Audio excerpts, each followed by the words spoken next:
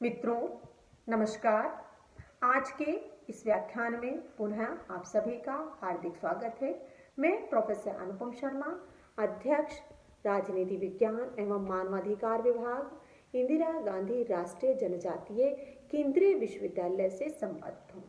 मित्रों, आज की हमारी चर्चा का विषय है प्रशासनिक सुधार, एडमिनिस्ट्रेटिव रिफॉर्म्स। जिस परिस्थितियों के साथ साथ परिवर्तनों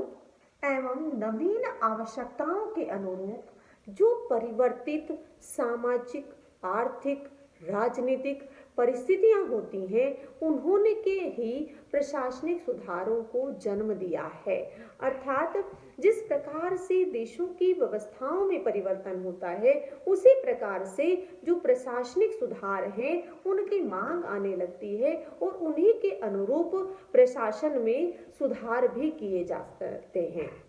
अगर हम द्वितीय विश्व युद्ध के बाद का के पश्चात जो सिनेरियो है, जो विभिन्न देशों में उभर कर आया है, वहां पर विशेष रूप से प्रशासनिक सुधारों की बात की जाती रही है। ये जो प्रशासनिक सुधारों के माध्यम होते हैं, इनके माध्यम से इस प्रकार से सुनियोजित बदलाव किए जाते हैं कि जिससे कि जो प्रशासनिक क्षमता है उनमें वृद्धि हो और उसी के साथ साथ जो निर्धारित लक्ष्य होते हैं, उस निर्धारित लक्ष्यों की प्राप्ति की दिशा में सरलता से आगे बढ़ा जाता है और उनको प्राप्त किया जाता है।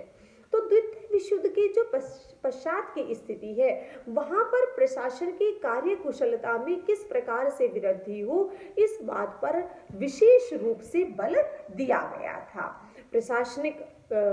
सुधारों की अगर हम बात करें, जो एक आंदोलन के रूप में चले हैं, वो भी उसी काल के पश्चात की स्थिति है, जहां पर कि इस दिशा में निरंतर सुधारों की बात होती रही है। यद्यपि जो प्रशासनिक सुधार हैं, उन प्रशासनिक सुधारों का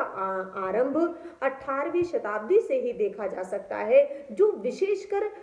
उद्योगों के क्षेत्र में आरंभ हुए थे। और इसी के साथ साथ जो 19वीं अगर कहेंगे अंतिम दशक था, वहां पर भी और बहुत सारे देशों में, फ्रांस में अगर हम बात करें तो केजी रुडोल्फ के नेतृत्व में, यूके में चार्ल्स बेबेज हैं, यूएसए में एफडब्ल्यू टेलर हैं, वहीं पे अगर हम फ्रांस की बात करें तो हेनरी फेयोल हैं। तो ये एक जो विचारक रहे हैं, उन विचारकों के द्वारा जो प्रशासन में सुधार की मांग है, वो इस समय पर आरंभ हो चुकी थी कि किस तरीके से जो प्रशासनिक व्यवस्था है उसमें सुधार लाया जाए।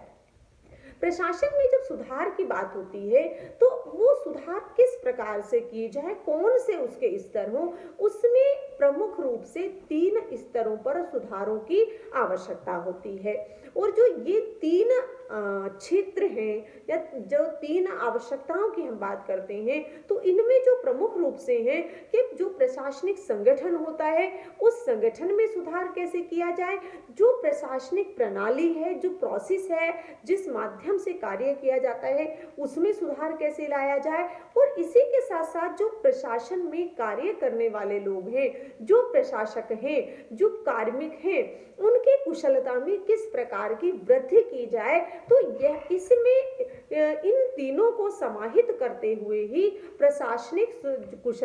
सुधारों की जो अवधारणा है, उसको साकार रूप प्रदान किया जा सकता है। प्रशासनिक संगठन की जब हम बात करते हैं, तो किसी भी प्रशासन को चलाने के लिए, लक्ष्यों को प्राप्त करने के लिए एक संगठन होता है। वह संगठन है जहां पर कि एक हायरार्की मेंटेन होती है, और उसी के साथ साथ जो यूनिटी ऑफ कमांड है वो भी होता है, और इसी के साथ साथ जो कॉन्सेप्ट है सेंट्रलाइजेशन और डिसेंट्रलाइजेशन का, वो भी उसमें समाहित होता है। तो इस दृष्टिकोण से जो संगठन का आकार है, उस संगठन में किस प्रकार के बदलाव की आवश्यकता है, कहां पर आवश्यकता है अधिक कार्मिकों की, संगठन के आकार को लेकर जो लक्ष्य हैं उनको दृष्टिगत रखते हुए किस प्रकार का जो संगठन है उसमें परिवर्तन लाया जाए, बदली हुई परिस्थितियों के दृष्टिकोण में किस प्रकार का परिवर्तन लाया जाए। तो यहाँ पर जो प्रमुख रूप से होता है वह है प्रशासन में। अब दूसरी चीज जो है वह है उसकी प्रणाली में, कि जिस प्रोसेस के तहत लक्ष्यों को प्राप्त करने का प्रयास किया जाता है वो महत्वपूर्ण होती है कि उसमें उस प्रक्रिया को सरल बनाया जाए, उस प्रक्रिया को इस प्रकार से सुनिश्चित किया जाए जहां पर कि लक्ष्यों को सरलता के साथ जो भी रिसोर्सेज हैं उनका उपयोग करते हुए उसको प्राप्त किया जा सके। तो यह प्रणाली इस प्रकार की हो जिसके तहत जो व्यवस्था है, जो संगठन कार्य करता है, उसमें जो परिवर्तन है वो किया जा सके। इसी के साथ संगठन में सुधारों की जब हम बात करते हैं, प्रशासन में जब हम सुधारों की बात करते हैं, तो इसका जो एक महत्वपूर्ण पक्ष होता है वह होता है कार्मिकों की कुशलता में वृद्धि। यह जो कार्मिकों की कुशलता है, जो करने वाले लोग हैं, जो प्रशासन में महत्वपूर्ण भूमिका का निर्वाह करते हैं प्रशासक के रूप में, तो ये जो प्रशासक हैं ये किस प्रकार से उन बदली हुई परिस्थितियों के अनुरूप अपनी कार्य प्रणाली को परिवर्तित कर सकें। समय के परिवर्तन होने के साथ साथ जो परिवर्तन समाज में आए हैं, जो तकनीक के विशेषकर हम बात करें, जो आज के समाज में जब तकनीक का प्रयोग हर जगह पर हो रहा है, वह नीतियों के निर्माण में भी होता है कि किस प्रकार से तकनीक का प्रयोग किया जाए। हम जब बात करते हैं इलेक्ट्रॉनिक गवर्नेंस की बात करते हैं, मोबाइल गवर्नेंस की बात करते हैं, तो यह और भी महत्वपूर्ण हो जाता है। तो ये जो कुशलता है उस कुशलता में कैसे वृद्धि की जाए, क्या जो चयन की प्रक्रिया है उस चयन की प्रक्रिया में क्या परिवर्तन किया जाए, चयन के पश्चात जो प्रशिक्षण होता है वह प्रशिक्षण किस प्रकार से दिया जाए, जो एक सेवा कालीन प्रशिक्षण है उस सेवा कालीन प्रशिक्षण की व्यवस्था किस प्रकार से की जाए, यह भी महत्वपूर्ण हो जाता है। क्योंकि जिन प्रशासकों के द्वारा, जिन कार्मिकों के द्वारा जिन लक्ष्यों को प्राप्त करने का जिनके ऊपर उत्तरदायी होता है, उनकी जो कुशलता है उसमें वृद्धि या समय परिवर्तन के साथ जो परिवर्तन होना चाहिए वो होते रहना चाहिए, तभी निश्चित लक्ष्यों तक पहुंचा जा सकता है। तो इन संदर्भों की यदि हम बात करें तो प्रशासनिक सुधार लाने के लिए इन तीनों स्तरों पर कार्य करने की आवश्यकता होती है, तभी प्रशासन में एक सुधार का जो अवधारणा है उसको साकार रूप प्रदान किया जा सकता है। जो प्रशासनिक सुधार की जो अवधारणा है बेसिकली एक मूल्य अभिमुखीकरण अवधारणा है, मूल्यों से जुड़ी हुई है कि किस प्रकार से सुधार संभव किए जा सकते हैं। किसी भी देश की यदि हम बात करें तो हर देश में जो प्रशासनिक व्यवस्था है, हर प्रशासक चाहता है कि जो कम से कम लागत है उस कम से कम लागत में अधिक से अधिक उत्पादन संभव हो सके। ये जो कम से कम लागत का जो अवधारणा है उसमें मिनिमम आउटपुट मैक्सिमम आउटपुट, कि जो कार्मिक हैं, जो प्रशासक हैं, जो कार्य करने वाले हैं, वो अपना अधिकतम देते हुए अधिक से अधिक आउटपुट दे सके, उत्पादन सुनिश्चित कर सके, इसके ऊपर बल दिया जाता है। परंतु इसी के साथ जो महत्वपूर्ण चीज होती है कि यदि जो कार्मिक हैं वो अपनी सेवा परिस्थितियों से संतुष्ट नहीं है तो कुशलता नहीं आ सकती, क्योंकि इसका जो प्रभाव है वह स्पष्ट रूप से देखा जा सकता है कि वो कुशलता पर पड़ता है। जो कार्य परिस्थितियां हैं उनका स्पष्ट प्रत्यक्ष भी और अप्रत्यक्ष प्रभाव वो कार्य कुशलता पर पड़ता है। तो कार्य कुशलता यहाँ पर बहुत महत्वपूर्ण हो जाती है, क्योंकि इन दोनों के बीच में एक पारस्परिक संबंध पाया जाता है। यदि प्रशासनिक सुधारों की हम बात करें कि किस प्रकार से यह विभिन्न स्तरों को पार करते हुए या अपनी एक यात्रा जो उसकी रही है उस यात्रा को पार करते हुए आज जिन परिस्थितियों में हम देखते हैं, जिस प्रकार का प्रशासन हम देखते हैं, उस प्रशासन को किस प्रकार से उस विचारकों को के द्वारा जो इस संबंध में विचार रखे गए हैं, अगर हम उस पर दृष्टिपात करें तो स्पष्ट हो जाता है कि जो ये सुधारों की बात है यह लगभग 1700 के आसपास आ आरंभ हो चुकी है। क्योंकि इन सुधार जो प्रशासनिक सुधारों का आरंभ है उनमें अगर हम जो कैमरलवादी समूह है उसकी हम बात करें तो वह इस दिशा में उस समूह के द्वारा जो प्रयास किए गए हैं वो सबसे प्रारंभिक भी हैं और महत्वपूर्ण भी हैं। क्योंकि इस क्षेत्र में जो जर्मन विद्वान थे, कुछ जर्मन विद्वानों के द्वारा जो राज्य के वित्त का अध्ययन किया गया था और वित्तीय प्रशासन के संबंध में जो मूल्यवान सुझाव दिए गए थे वो सुझाव महत्वपूर्ण है। अर्थात इनके द्वारा प्रथम रूप से अगर हम कहें तो राज्य की जो वित्तीय व्यवस्था है उसमें किस प्रकार से सुधार लाया जा सकता है, उसे किस प्रकार से प्रभावी बनाया जा सकता है, इस पर प्रमुख रूप से बल दिया गया था। इन जर्मन विद्वानों के द्वारा जो हम कहें सुझाव दिए गए थे राज्य वित्त वेता समूह के रूप में, इनको ही बेसिकली जो कैमरलवादी समूह है उसके नाम से जाना जाता है। और इस समूह के द्वारा जो राज्य वित्त पर ग्रंथ लिखे गए थे, जो प्रकाशन कराया गया था, उसमें लगभग 2000 ग्रंथ के आसपास उन्होंने किए थे, जिसमें जो वित्तीय प्रशासन से संबंधित थे लगभग उसमें से 500 के आसपास थे। तो अर्थात जो ये इनके द्वारा प्रशासनिक सुधार की दृष्टिकोण से जिनको प्रस्तुत किया गया था तो उनमें मुख्य रूप से वित्तीय प्रशासन के सुधार की बात की गई थी कि किस तरह से वित्तीय प्रशासन में सुधार लाया जा सकता है। इसी के साथ साथ जो महत्वपूर्ण इस दिशा में कार्य किया गया था वह था वैज्ञानिक प्रबंध के माध्यम से, कि जो वैज्ञानिक प्रबंध की अवधारणा है जो बात करती है परंपरागत विधि के स्थान पर उद्यम के कुशल एवं उचित प्रबंधन की। क्योंकि जो व्यवस्था चली आ रही थी, जो औद्योगिकरण के पश्चात की व्यवस्था है, जहां पर बड़े बड़े उद्यम लगाए गए थे और उन उद्यमों के द्वारा जो उत्पादन किया जा रहा था तो उसमें किस प्रकार से सुधार लाया जा सकता है, किस प्रकार से वहां पर अध्ययन किया जा सकता है, तो वो महत्वपूर्ण हो रहा था इस दिशा में। तो यही जो 20वीं सदी के अगर हम बात करें कि जो उसका प्रथम भाग हम कहें उसमें जो ये कार्य किए गए हैं ये बहुत महत्वपूर्ण है कि यहाँ पर उसी अवधारणा को कि जो न्यूनतम व्यय पर अधिकतम लाभ की बात करती है, उस इच्छा ने ही वैज्ञानिक प्रबंध को जन्म दिया था। क्योंकि इसका जो जन्म है वो उस दृष्टिकोण से हुआ है कि किस प्रकार से प्रशासन में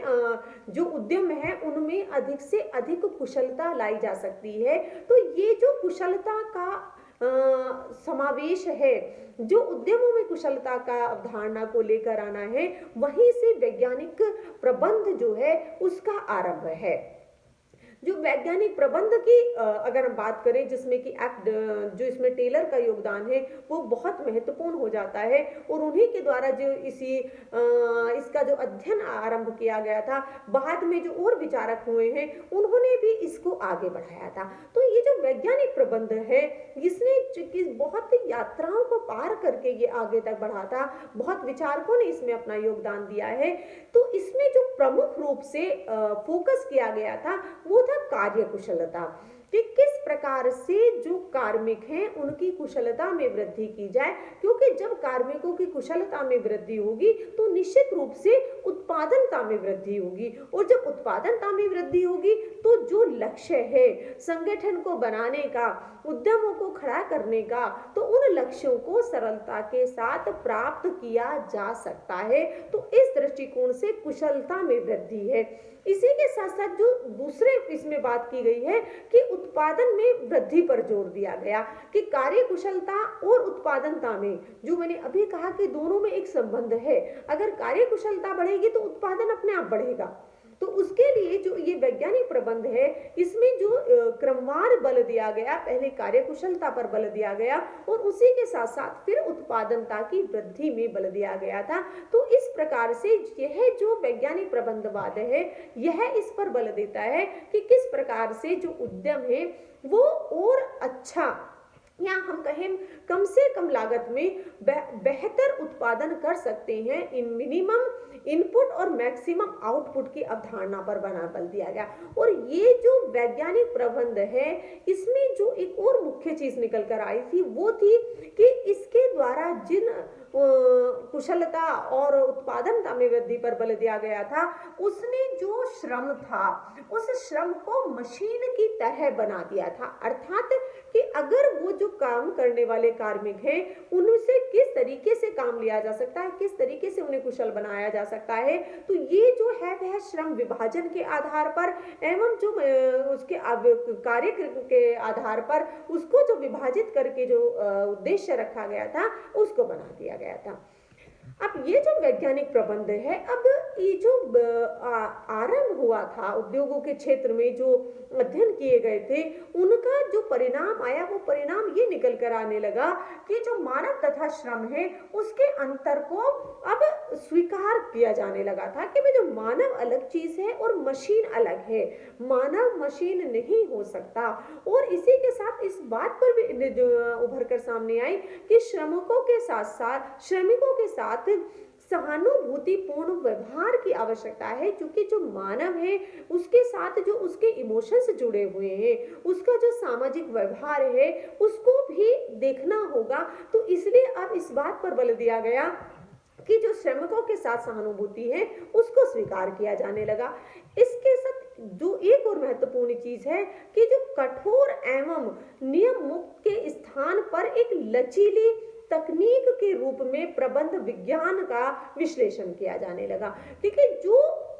उद्यम है उनको केवल बहुत जटिल प्रक्रिया के तहत या हम कहें बहुत कठोर प्रक्रिया के तहत ही ना अध्ययन किया जाने करके वहां पर एक लचीली प्रक्रिया को अपनाया जाना चाहिए, जिससे कि तकनीक के रूप में जो प्रबंध हो रहा है उसका विश्लेषण बेहतर तरीके से किया जा सके। ये जो वैज्ञानिक प्रबंध है इसके परिणाम स्वरूप जो एक दूसरा विचार हम कहें उभर कर सामने आया वह था हाथोन प्रयोग के रूप में। ये हाथोन प्रयोग जो किए गए थे, ये जो एल्टन मेयो थे और उनके जो सहयोगी थे उनके द्वारा किए गए थे। 1924 से लेके 1940 के बीच का जो समय है उसमें ये किए गए थे। और ये हाथोन प्रयोग इसलिए जाने जाते हैं क्योंकि ये हाथोन प्लांट जो था उसमें किए गए थे। तो जो पहली चीज थी कि जो वैज्ञानिक प्रबंध की अवधारणा थी उसकी यहाँ पर अब आलोचना होने लगी थी। और जो आलोचना थी उसका जो आधार था वो था कि जो श्रमिकों को समूह से अलग मानना, कि वो जो श्रमिक हैं वो उससे अलग नहीं है और जो कार्मिक हैं, जो कार्य करने वाले हैं, में पारस्परिक संबंधों की अवहेलना। तो इनके परिणाम स्वरूप जो एल्टन मेयो के द्वारा इस दिशा में कार्य किए गए थे या जो अपने प्रयोग आरंभ किए गए थे, ये वो प्रयोग थे जो लंबे समय तक लगभग 16 वर्ष तक चले थे। और उन 16 वर्षों के पश्चात में जो निष्कर्ष निकाले गए थे बहुत सावधानी पूर्वक ये प्रयोग किए गए थे। और उनके साथ इन जो प्रयोग हुए थे उनके पश्चात यह सिद्ध किया गया था कि जो भौतिक वातावरण होता है, भौतिक वातावरण के स्थान पर जो कर्मचारियों के कार्य परिणाम पर मनोवैज्ञानिक तथा सामाजिक वातावरण का भी प्रभाव पड़ता है। क्योंकि ये जो कार्मिक हैं ये एक सामाजिक व्यवस्था की देन है, सामाजिक व्यवस्था के तहत कार्य करते हैं, इसलिए वो जो सामाजिक व्यवस्था है उनका जो मनोविज्ञान है उसका प्रभाव उसके ऊपर स्पष्ट रूप से देखा जा सकता है। तो ये जो प्रयोग हुए या हम कहें जो हाथोन प्रयोग है एल्टन मेयो और उनके सहयोगियों के द्वारा जो किए गए हैं, उन्होंने अब इस चीज को स्थापित किया या सिद्ध किया कि मानव और मशीन दो अलग चीजें हैं। मानव को मानव की तरह ट्रीट किए जाने की आवश्यकता है। वो एक कार्मिक के रूप में भी जब कार्य करता है तो उस कार्मिक के रूप में कार्य करते रहने पर भी जो परिस्थितियां होती हैं, जो मनोवैज्ञानिक और जो भौतिक जो मनोवैज्ञानिक उसकी परिस्थितियां हैं, सामाजिक परिस्थितियां हैं, उनका प्रभाव भी उसके ऊपर स्पष्ट रूप से देखा जा सकता है। इसी के साथ साथ जो इस बात पर भी बल दिया गया था कि जो उत्पादकता होती है तथा कर्मचारियों के सहयोग में एक पॉजिटिव संबंध पाया जाता है। अर्थात ये जो एक धनात्मक सह संबंध है ये बहुत इंपॉर्टेंट होता है कि जो उत्पादन हो रहा है और कर्मचारियों के जो सहयोग है उनका उसके ऊपर स्पष्ट रूप से प्रभाव देखा जा सकता है। तो इसलिए जो श्रमिक है उसे केवल उत्पादन का साधन मात्र ही नहीं माना जाए। यहाँ पर जो कार्मिक है वो किसी भी प्रकार के संगठन में है उसमें उसे केवल उत्पादन का साधन मात्र नहीं मानते हुए बल्कि वह एक ऐसा मानव है जिसकी अपनी इच्छाएं हैं, उसकी आवश्यकताएं हैं, मनोवृत्तियां हैं, भावनाएं हैं, जो सभी सम्मिलित रूप से उत्पादनशीलता को प्रभावित करती हैं। अर्थात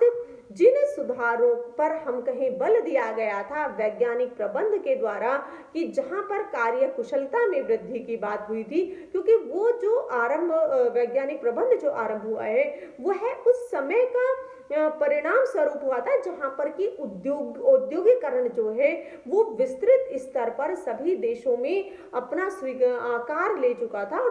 उद्योग जो है विभिन्न देशों में कार्य कर रहे थे, सफलतापूर्वक कार्य कर रहे थे। तो किस प्रकार से उनको और बेहतर बनाया जा सकता है, उन परिस्थितियों को और उसमें इंप्रूव किया जा सकता है, कार्य कुशलता को बढ़ाया जा सकता है, उत्पादनता को बढ़ाया जा सकता है। तो उसके परिणाम जो उसके परिणाम आए थे, तो ये जो अप्रोच है मानवीय संबंधों पर जो बल देती है, जो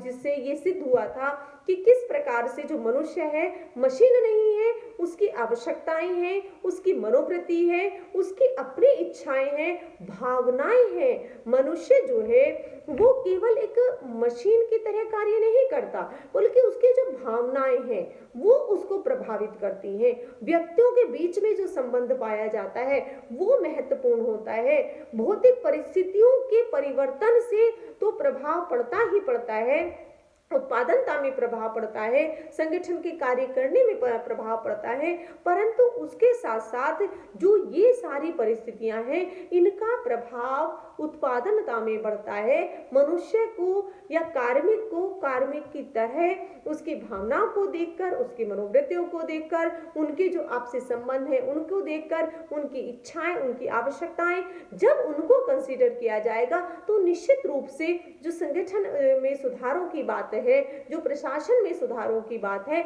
उसको आगे बढ़ाया जा सकता है। इसके पश्चात भी यदि हम बात करें तो जो प्रशासनिक सुधार की अवधारणा है तो उस पर उसके बाद भी जो शोध होते रहे हैं कि किस प्रकार से जो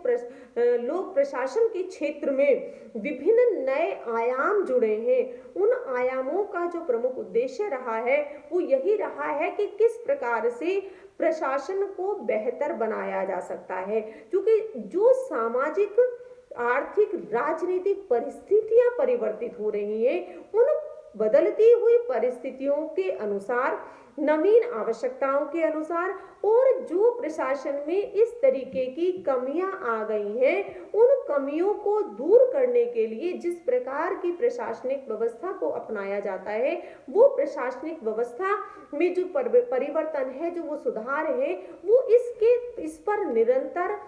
हम कहें विभिन्न देशों में विभिन्न आयोगों के माध्यम से, विभिन्न समितियों के माध्यम से निरंतर कार्य किया जा रहा है। तो इस प्रकार जो प्रशासनिक सुधार की अवधारणा है जो 1700 के आसपास से शुरू हुई थी वो वर्तमान तक भी चलती आ रही है, जहां पर भूमंडलीकरण के परिणाम स्वरूप, उदारीकरण, निजीकरण के परिणाम स्वरूप प्रशासनिक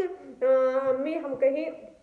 सुधारों की बात की गई थी, प्रशासन को दक्ष बनाने की बात की गई थी। तो वहीं पर जो वर्तमान का काल चल रहा है, जहां पर कोरोना ने जो एक वैश्विक परिदृश्य को बदला है, उसने भी अब वर्तमान में जो प्रशासक है, जो कार्मिक है, उन्हें किस प्रकार से उन्हें और दक्ष बनाया जा सकता है, उन्हें और कुशल बनाया जा सकता है, जिससे कि वो इन परिस्थितियों में अपनी जो उनकी बेहतर क्षमता है उसके द्वारा वो कार्य कर सकें और किस प्रकार से प्रशासन को और में अपना वो और बेहतर दे सके। क्योंकि जो प्रशासनिक सुधार की बात है उसमें जो मैंने 3 चीजें रखी हैं कि ये संगठन में सुधार की भी बात करता है, ये प्रणाली में सुधार की बात करता है और इसी के साथ साथ ये कार्मिकों की कुशलता में वृद्धि की भी बात करता है। तो ये जो तीनों एस्पेक्ट हैं, इन तीनों एस्पेक्ट को तभी एक साथ लाकर ही प्रशासन में सुधार की अवधारणा को प्राप्त किया जा सकता है और एक बेहतर जो प्रशासन है